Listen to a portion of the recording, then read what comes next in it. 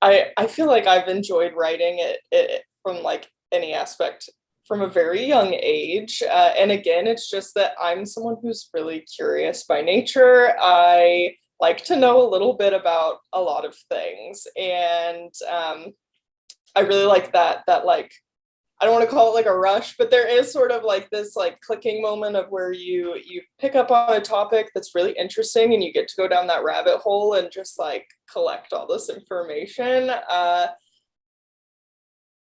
And yeah, that definitely has always kind of stuck with me. When I was in high school, I took a lot of like the more advanced English classes because I really loved writing research papers. And then that continued in college. I took any opportunity to pick up a class where I could research and write. And yeah, I'd say that's kind of really where it began. But yeah, just building off of that. I had the same answer, but strategy was output, not writing. Mhm. I'm not a great writer, never have been. But from a strategy standpoint, I love digging in. Same thing you said.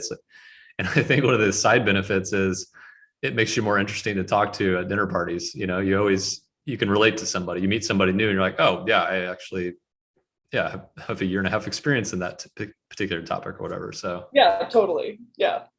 and I think the more you do it and the more variety you do it, you start to see that the things start to come together and you start to see overlaps in surprising ways that you didn't expect.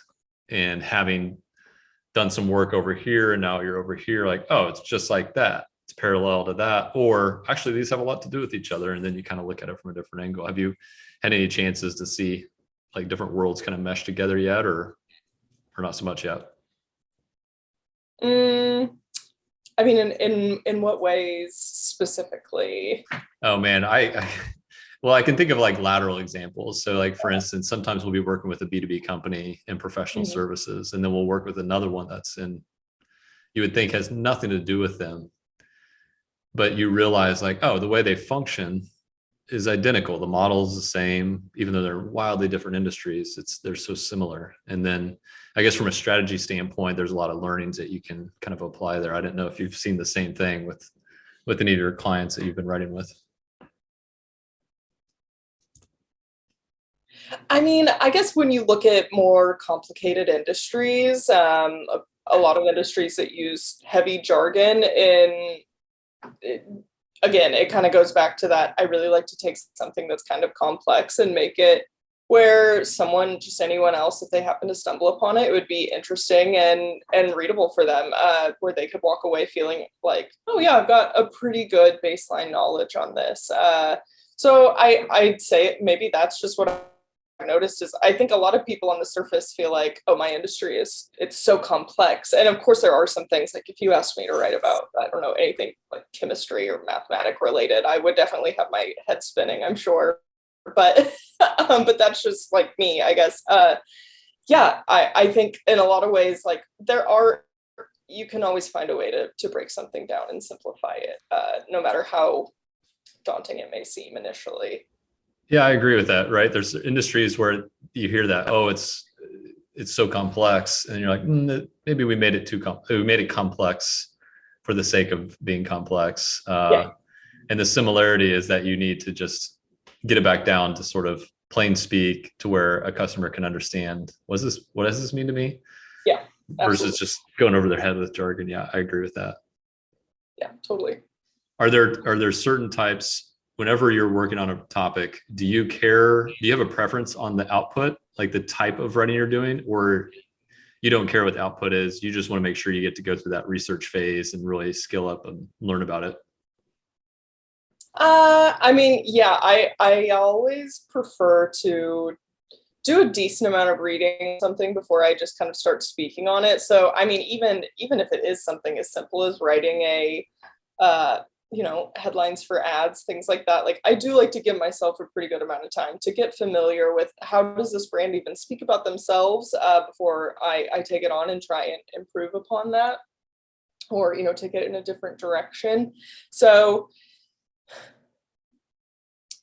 but if I had to say like what my preferred format would be, it's definitely long form. I like, again, because that gives me the most room to dive in on a subject, break it down, make it interesting, pull apart like what's most valuable to the reader. Yeah, I would say long format's kind of more my jam. Yeah. To me, the short form versus long form are very different muscles to use. And the enjoyment that comes out of them are different too. It's to me, it's very different. It sounds similar, I think, to a lot of people. If you've done it, it's not similar at all. Yeah. It is funny, like listening to Chris and David talk about long form, right? About how they're just kind of like, ugh, I can do it, but I don't love it. Whereas I'm like, I love it. I love to get to read up on something for a while. I mean, I think any writer gets to that point where they're like, I've been staring at this sheet for too long, and I think that'll happen with long form or short form. But yeah, I really like the challenge of getting to, like in the last industry I worked in medical, right? And getting to like just tear through peer-reviewed journals and pull apart something that is so formally written and making it more interesting for just your day-to-day user I really loved that. I really love that challenge. I mean, it's great because there's a lot of people who would just absolutely hate that, right? Yeah. Like it would just, that's why we need people in the world who are like, yes, give me that one. Yeah. I always loved the nerd work in anything that I did. I even said that about social too, right? Like I loved having, like getting to track any of the numbers, how are things performing, looking at it from the back end. It was a lot of people I think looked at social on kind of like the aesthetic level, right? Like how does it look on the feed? And my brain was not wired that way. And I think that was also another tip off for me too, of like, I should lean into this, that I like the nerd work of something. And again, that's research. So that's awesome. Yeah. So you're fairly new to Native. What about the experience so far was as expected? And is there anything that you've experienced in kind of early weeks that maybe you didn't expect? I would say everything is as expected for me, truly, in the most positive way. When I was going through the interview process, I talked to a lot of my friends about this, that it didn't feel like an interview process. It felt very much just like conversations with interesting people. And that's not the case that you have in a lot of interviews, right? I mean, of course, like you knew what you were there for, you knew what you were there to discuss, but there wasn't that gross pressure of this person is superior to you in some way. This was a person that was generally meeting with you because they were interested in hearing what you could possibly bring to this team. It was all very team focused, all the conversations. So, and I've seen nothing but that in my time here. So everything has been as expected in the best way for me so far. It's great to hear. Do you have any guesses on where that comes from?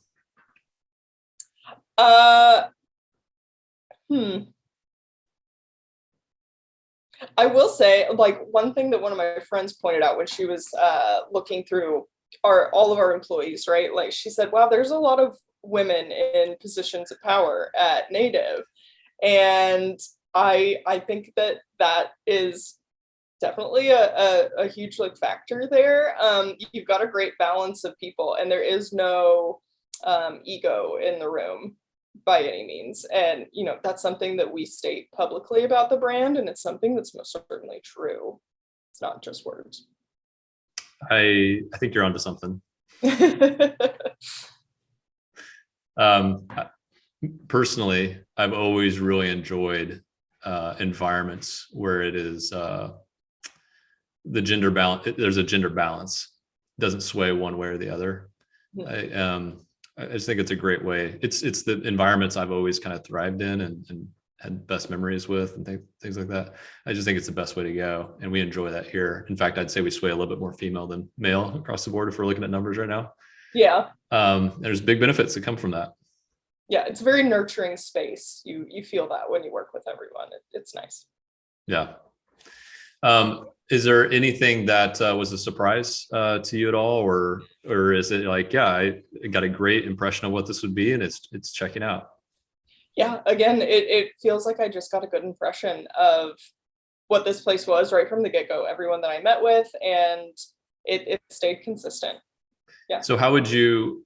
We've got a couple openings right now, and sometimes people that we used to work with will ask about openings. If they said, how would you describe it? is there, how would you describe it if you had a colleague or somebody who said, hey, thinking about applying for a role, like what expectations would you set for them?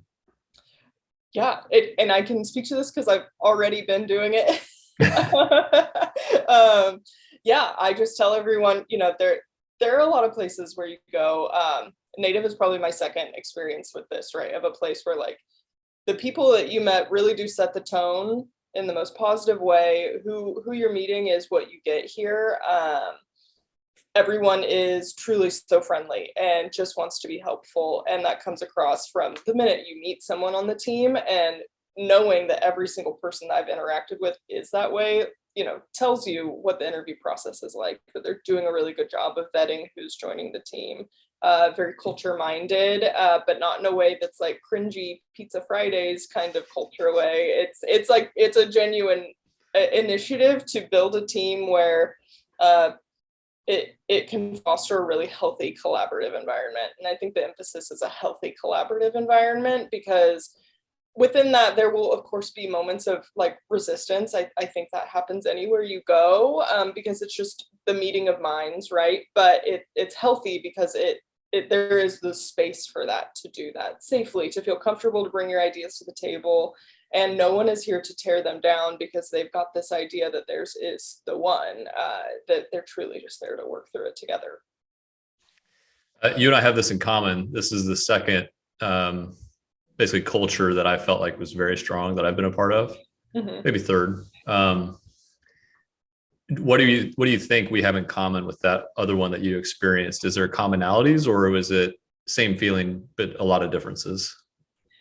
I think what set it up was that it's the attitude of like, yes, we're all here to do business, but we're all here to respect our own work-life balances as well. And I think that was huge in setting the tone, because I think that right there gives people permission to really fully work within their own capacity and to feel inspired to bring the most that they can to the table in that moment. There is no like, oh, it's just a job, I just work here kind of feeling, because I think everyone really is invested in what they're doing, but not in a way that it turns against you, right? Or where you're taken advantage of in some way. And that's definitely what I experienced at the previous job too, of like, we're all here to do a great job. We're here to respect your boundaries as an employee too. You definitely get that here at Native as well. And when employees feel that security in that, they can, I think, perform at their best. So. Yeah, it's a balancing act in some ways. You want people to feel a part of something, but not to the point where it's a family where all is forgiven and you don't have to like really apply themselves. We also don't want this like cutthroat, everybody's after their own individual pursuits, stepping on top of each other. That's a terrible place to be too. And I think the sweet spot is somewhere in the middle, where it is like, we're a team, we're here to accomplish the same thing, build each other up. And you can easily become too familial or too much of the individual pursuits. You have to keep an eye on it, I think, at all times, to keep it in that spot. When Lauren and I we started like a week apart, right? And we were just talking, she shared this one article with me where it was talking about like work culture, because we were just talking about like, yeah, it's been really great so far. Everyone's just so welcoming and helpful, and how we hadn't really had experiences like that in the past. And the one thing that came to mind, or that we both agreed on, was like a huge green flag for us, was that nobody said, we're like family here. That is kind of a running joke for millennial employees, right? Of like the whole, if you hear a company say we're like family, you should probably, pack your bags and run. And that's, it's the sad truth, right? But I think that again goes back to that, like, it's a healthy environment to really explore your interests in your career and expand upon them. And overall, it's just been great.